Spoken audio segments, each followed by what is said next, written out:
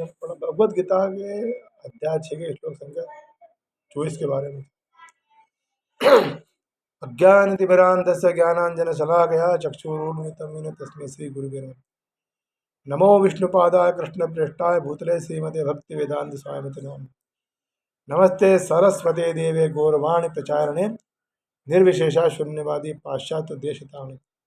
जय श्री कृष्ण चैतन्य प्रभु नित्यानंद श्री अद्वैत गदाधर श्रीवासादि गौर भक्तवृंद।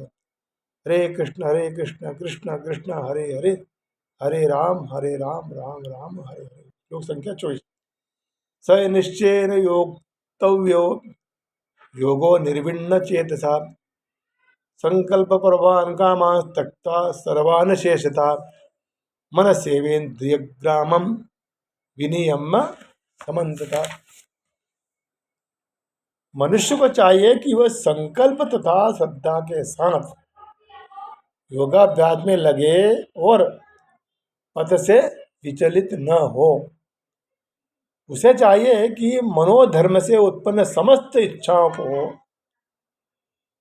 निरपवाद रूप से त्याग दें और इस प्रकार मन के द्वारा सभी ओर से इंद्रियों को वश में करें। तात्पर्य शिलाप्रभुपाद बताते हैं कि अभ्यास करने वाले को दृढ़ संकल्प होना चाहिए और उसे चाहिए कि बिना विचलित हुए धैर्य पूर्वक अभ्यास करे। अंत में उसकी सफलता निश्चित है। उसे यह सोचकर ही बड़े ही धैर्य से इस मार्ग का अनुसरण करना चाहिए और यदि सफलता मिलने में विलंब हो रहा है तो उसे निरुत्साहित नहीं होना चाहिए। ऐसे दृढ़ अभ्यास की सफलता निश्चित है। भक्तियों के संबंध में रूप गोस्वामी कहते हैं, उत्साह निश्चात धैर्यात तत्कर्म प्रवर्तनात् संगस्त्यागा ततो वृत्ते षड्वी भक्ति प्रसिद्ध। यानी मनुष्य पूर्ण हार्दिक उत्साह धैर्य तथा संकल्प के साथ भक्ति योग का पूर्ण रूपेण पालन भक्त के साथ रहकर निर्धारित कर्म के करने तथा सत्कार्यों में पूर्णतया लगे रहने से कर सकता है।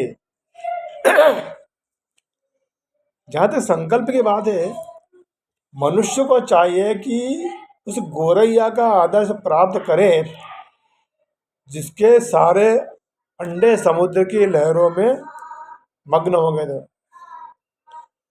कहते हैं कि एक गोरैया ने समुद्र तट पर अंडे दिए किंतु विशाल समुद्र उन्हें अपनी लहरों में समेट ले गया।